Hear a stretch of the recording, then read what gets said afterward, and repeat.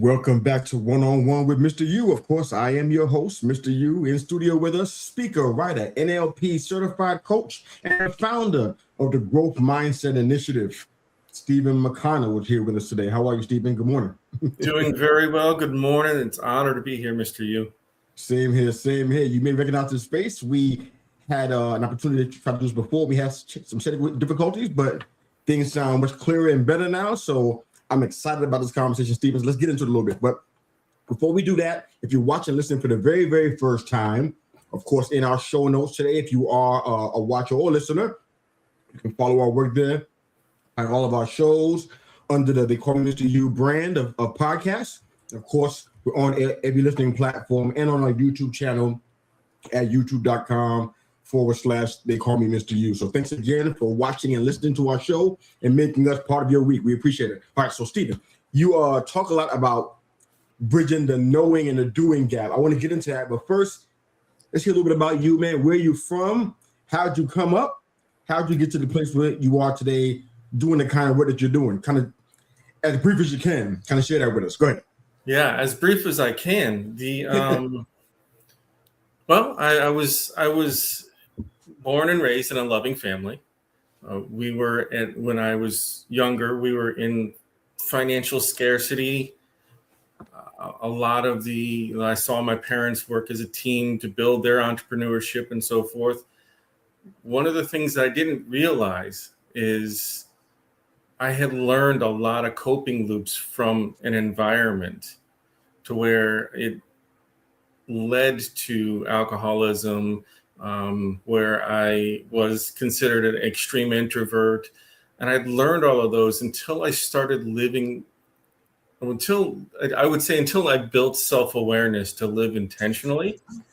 And that's what's gotten me to where I'm at now, where I am an NLP coach. That's where I practice every single day to be intentional, to check some of the still existing loops and teach and grow anybody else and empower them as I go. I love it, man. If you can, in a sentence or two, kind of encapsulate what an NLP certified coach does. Can you break that down real quick for those that are watching and listening today? Go ahead. Neuro-linguistic programming. And it sounds very fancy. Scientific. Scientific, yeah. So the coach really looks at those coping loops that I was speaking about, the emotions and the memories that are associated, because our subconscious and our memories are built upon emotions first. Our subconscious doesn't speak language. It speaks emotions and images and so forth.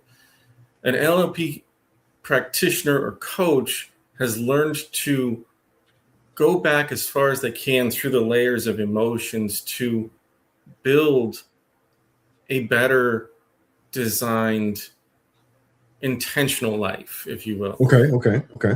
And so when it was first created, NLP was really a therapist deal, but they found patterns where not only could they help those people with the large traumas or simple phobias that they cannot exist within life. They see a spider and they're gone, right? Or whatever. They've been able to help those. NLP came a way to where, as you learn up through coaching and into mastery, you can learn those skills to where we walk an individual through being able to reset those triggers, if you will. Okay. Yeah, I think I follow you here. All right, so it sounds like you came from a family of entrepreneurs. Did I hear that right? Yes, I did. Okay. All right. So one of the things I'd love for you to share with our audience, because I know that there's a lot of people who watch our show and listen to our show as well on the audio podcast side, and they are venturing into, they have their toes dipped into the entrepreneurial river, if you will, right? Give us a real quick synopsis of both sides of that. You grew up as watching entrepreneurship modeled by your parents. So obviously you picked something up from them. Did you see that as a plus for you, that you were able to learn that so early and not kind of fall into the common patterns of kind of doing the normal process, which is, go to school for over a dozen years, get a good job, get a degree, those kind of things. Are you an advocate for pro entrepreneurship because you grew up in a household, or do you have a different view of that? Go ahead. Oh, there's so many questions and so many thoughts there. I love that. Yeah. I'll say my childhood gave me the passion for entrepreneurship. Okay. My mindset was to rebel. And therefore, for 30 years, I lived in the corporate world unhappy. Some of the principles of entrepreneurship were there. I always drive toward. I always experimented with different ideas and drop shipping and all of these different things, not realizing that my purpose, my drive, my love is to be of service as an entrepreneur. Wow. So the rebellion part of it is maturing, if you will. And I would honestly also say that when I was in the environment, I had my proverbial head up my butt. I didn't realize what I had. I didn't realize to stop and be curious and say, what's this? Teach me this, teach me that. And so as they grew their businesses, I became entitled. Right. That would be the blunt, transparent part. Became very entitled towards it. Copy that. That makes sense. The idea of entrepreneurship, I'll be honest about it. I rebelled a little bit myself. I didn't have that in my household model. My household was more of the traditional household. Yeah. So I just rebelled against whatever the tradition was. But I really fought against entrepreneurship for almost 30 years. It took me a long time to figure out, you know what, this is where I was supposed to be. This is where I was best suited for. This is where I thrived the most. So I love that you spoke that to our viewers and our listeners. I think people think entrepreneurship, you know what, having an idea, having a business, and you just build it, everybody's going to come. But there's so much collaborative, intentional building that's going on there, community networking. So that's why I talk about it a lot. If you're on my social media, you see it often because I'm like, that is the thing that I missed and I didn't have all these years. So I love that you, even though you rebelled against it, you came back and you recognized that it was the best place for you to serve the most people doing something that you loved, and you had a value system behind. So I love that. When we were talking in our pre-interview, you talked a lot about your time dealing with alcohol. I think it's about 20 years or so. If I heard you right, correct me if I'm wrong, I don't want to misquote you here. It sounds like you said you beat that habit all by yourself. And yes, people who are watching and listening who are like, I'm sorry, what? This man was had alcohol addiction for 20 years, and he didn't go to, I don't think he went to the AA program. I don't recall that being a part of our discussion. Nope. So he didn't go into AA. He beat the habit by himself. Stephen, you got to explain how you beat alcohol after 20 years. That's way more than a habit now. It's a lifestyle now after 20 years. Yeah, you true. beat the habit by yourself. Tell me how you did that, because I don't understand. Well, I'll go back to the entrepreneur thing and equate it to being a gym person building muscles, right? Okay. To build something, building muscles, you have to be in it mind, body, and soul. Your identity is there, right? Okay. And so building a healthy life is times 10 at least. That's the entrepreneurial journey. Now let's equate that to drinking. Let's equate that to sobering up. And at a point in time, my identity of myself as an alcoholic, as living not healthfully, feeling the pains every single day, emotionally tampering down my emotions and so forth. And my spiritual journey, obviously, same, tampered down. Those realizations was like onions being just peeled, and you're crying and you're crying and you're realizing you are not who you want to be. You are not who you should be. That pain became so much that I started to change different things. First and foremost, I went from hard liquor to wine, thinking that that's the issue.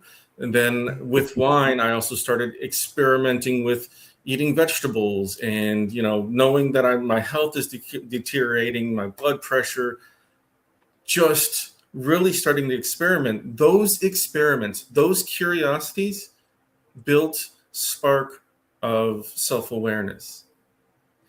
The spark of self-awareness allowed me to have an entrepreneurial or corporate term, KPIs, key performance indicators, to where I can experiment and iterate and improve.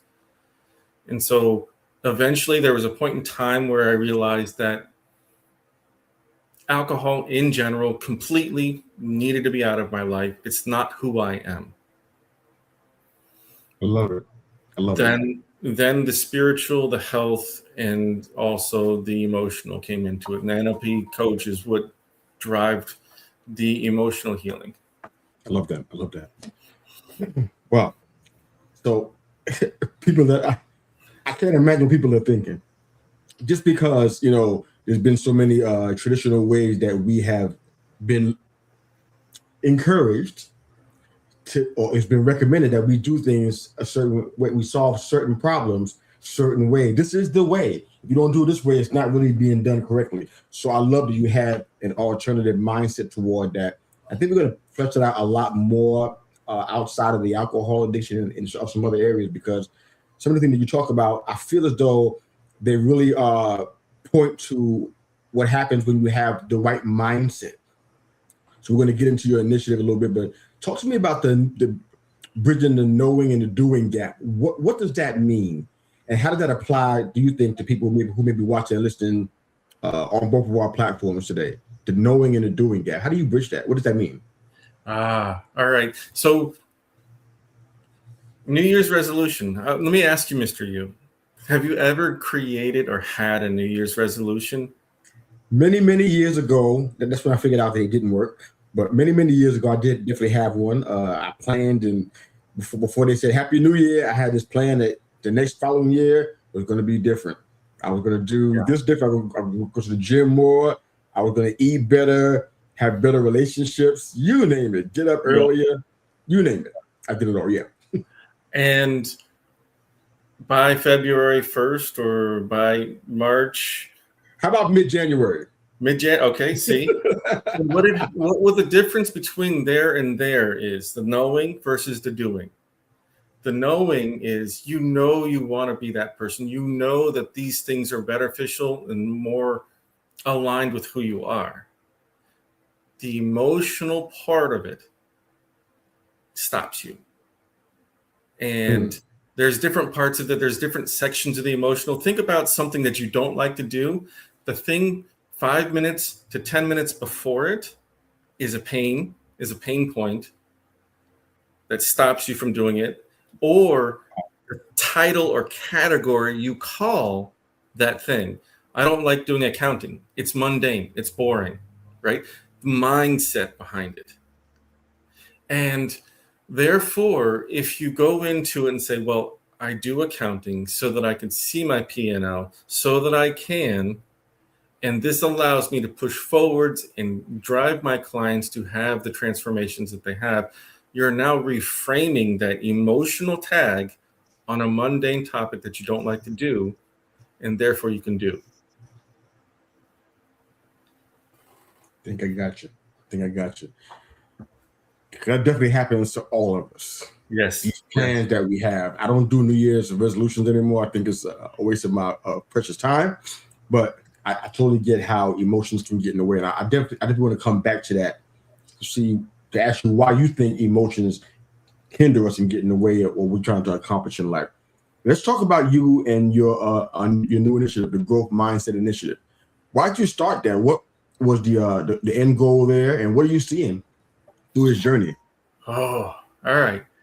Well, I have had, through the journey, through being, alcoholic and all of this, I've always had this calling to be of service. Okay. And to help others. Through my life, I had done it many different ways in the wrong ways.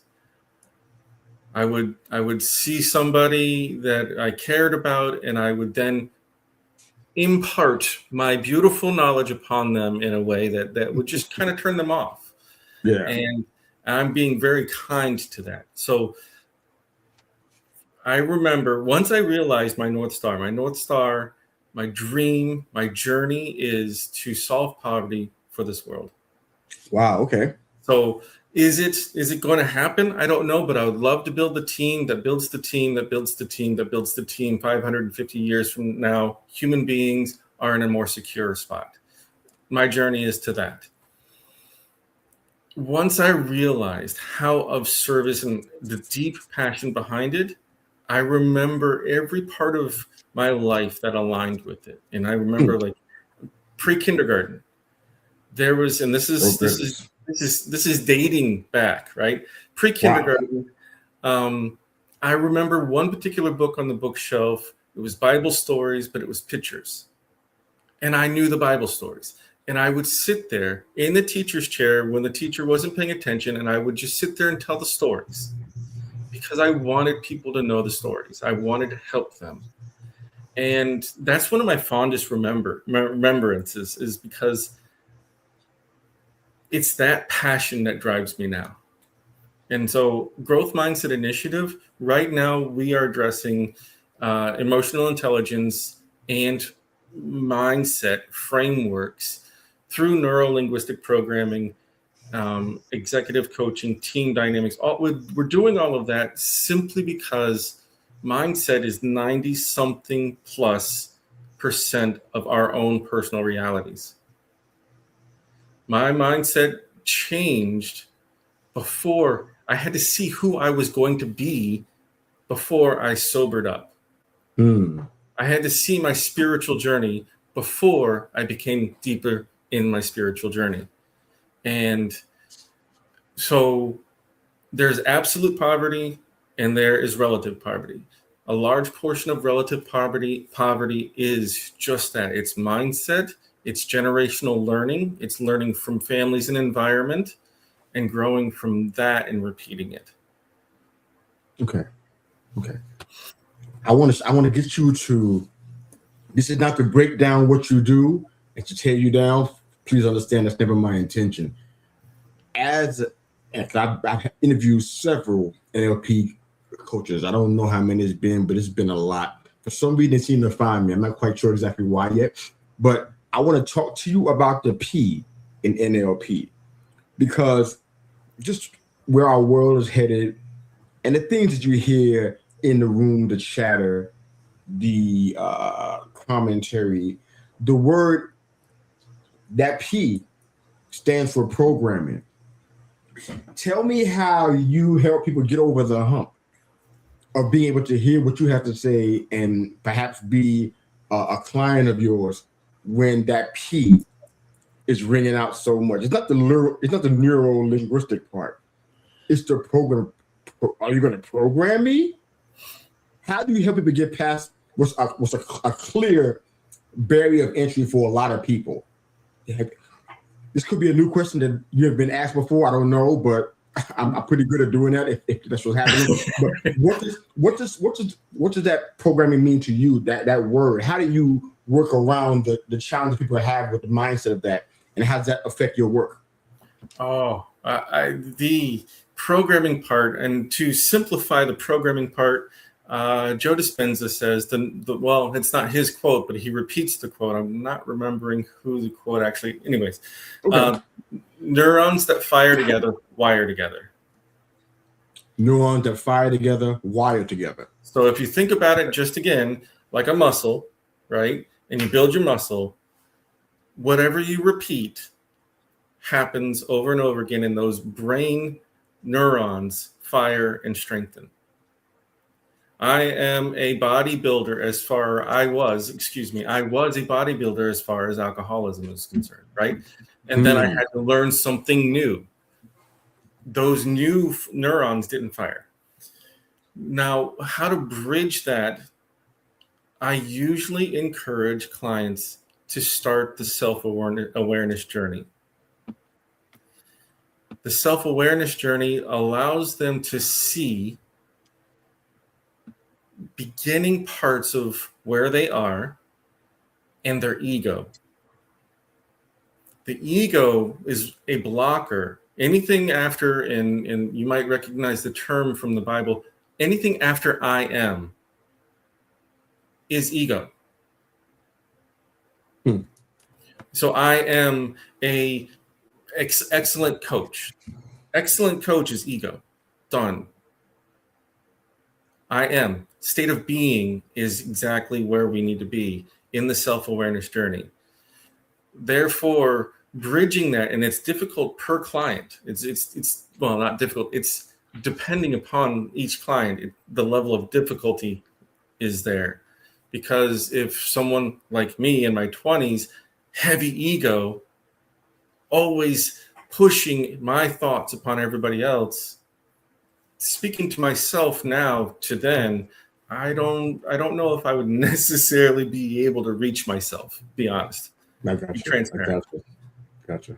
So I aim to initiate self-awareness, and I also aim to initiate what, like my North Star, what I've stated my North Star, somebody else's North Star, their journey. And in this way, self-awareness and their journey starts to show who they're supposed to be, who they are. In that process, I've found that usually develops a skill of passion. I don't want to use passion because passion is emotional, but there's core values, which I call skills: love, respect, trust, faith. Those are skills. You practice them. And therefore, passion is also one of those. And that's exactly what I aim to initiate in each client. I love that. Yeah, that's really good, man. And answer your question, that quote was by Donald Hebb, H-E-B-B, 1949. I wasn't around then, so I didn't hear it when it was originally spoken. It predates me a little bit, but Donald Hebb, H-E-B-B. Maybe that'd be a trivia question for us after we close the show. But I want to ask you about, now, you talk a lot about personal mastery, and that's something I think I work through just as a high performance coach, and the clients that I would potentially be dealing with. Those are the kind of things that I think I would deal with as well. Inside out leadership, we talk about a lot of those things. You created a practice called the 7 Laws of Personal Mastery. I'm not sure whether you're willing to just close those here. If you're not, and it's in the book, I totally respect it. That's so. Maybe you can just share the idea of the personal laws, and maybe just 1 or 2 of the laws, and not reveal the whole 7 laws of this ingrained in some of the other work. I'm not afraid of the book. Will be published in sometime this summer. But the 7 congratulations, man! Congrats. Thank you. The 7 laws are clarity of vision, consistency of action, alignment with core values, and as explained, those are skills, ownership and accountability, emotional intelligence, adaptability in growth mindset specifically in the book, and reflective learning. Okay. Those are, and if one is done right, your life transforms. If you build a system with them, you're continuously growing. It's almost continuously painful, but you're choosing your growth, right? You're choosing intentional living, and isn't that exercising entrepreneurship, everything we've been talking about? I love that framework, man. I love that. Honestly, one of the reasons why I felt like you would be a great fit for this show, and I say this not to be facetious, just be being honest, and I'm honest. Every time I turn this mic on, I'm honest when the mic is off too. But when people come on our show, there's certain people who I bring on for somewhat selfish reasons.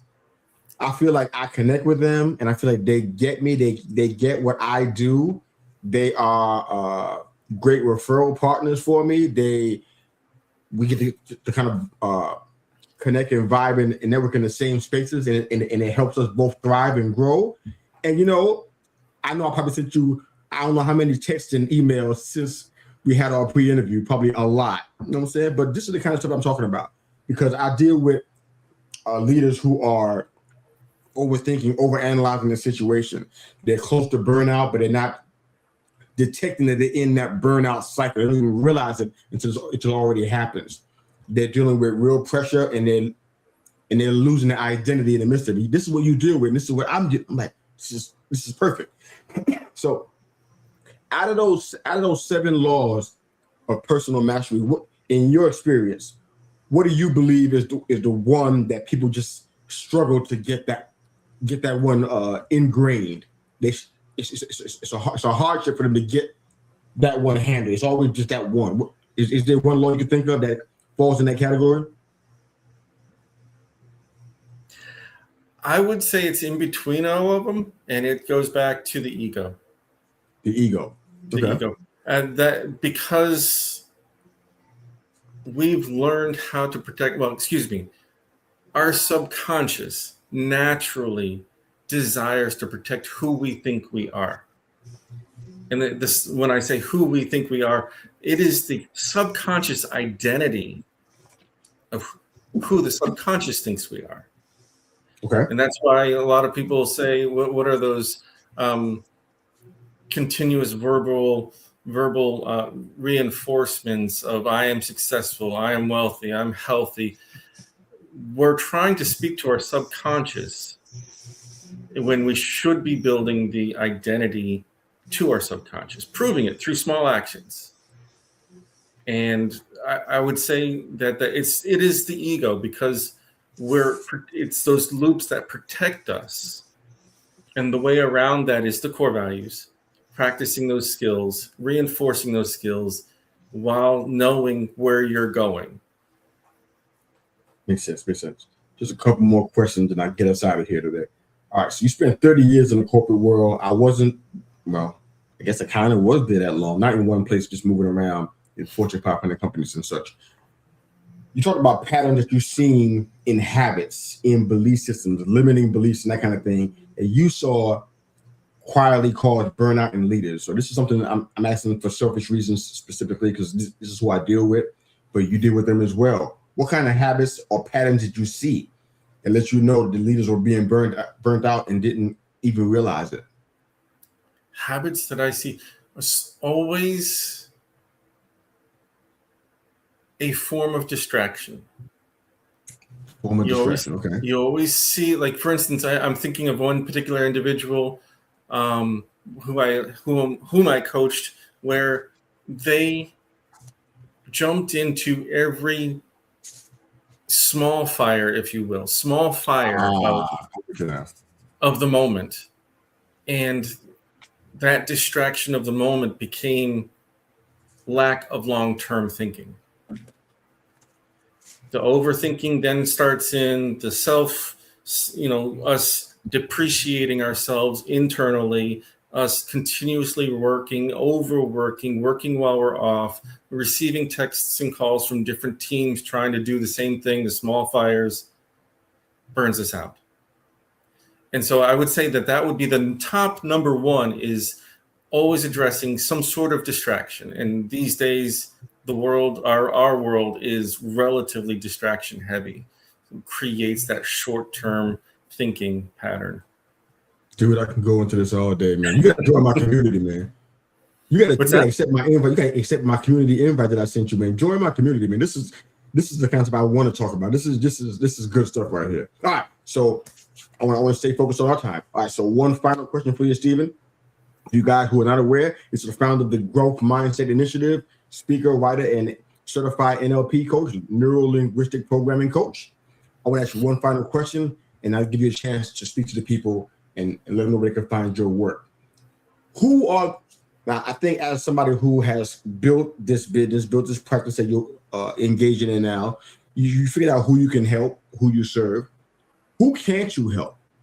Who's somebody who is like, you know what, they come to you as a client, potential client, and you know you can't help them. They just are in that list. You just can't help them.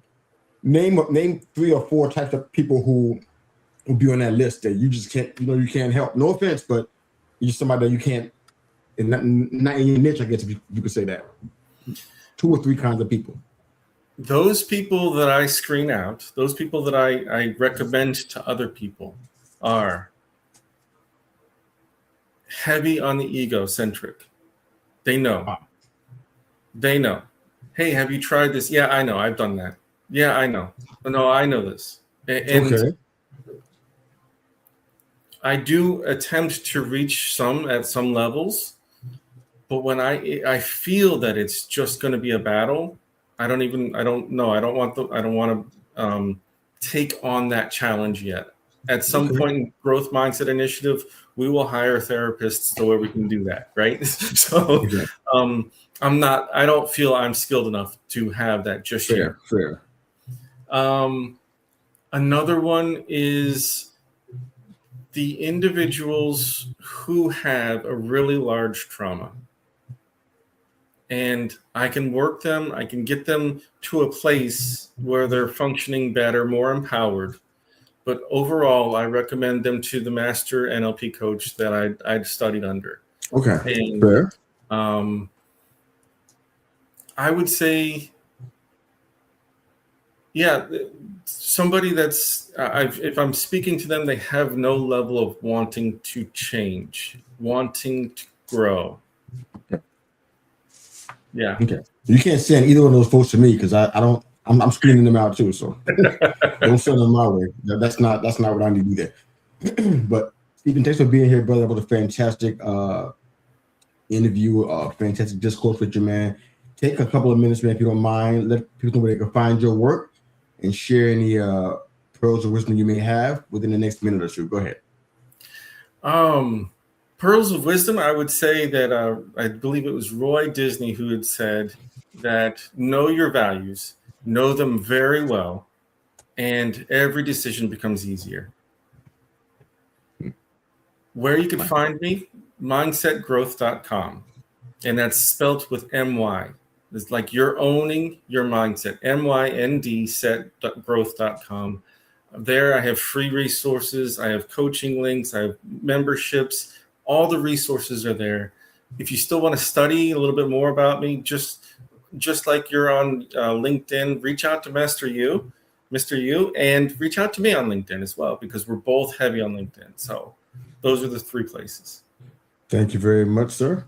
Speaker, writer, NLP certified coach, and the founder of the Growth Myndset Initiative, Stephen McConnell. Thanks for being here, sir. Thanks for your time today. Thank you. Great questions. I love it. Same here, sir. Thank you for your answers. Fantastic answers. I'm Mr. U. We're out. Have a great day. Thanks again for watching and listening.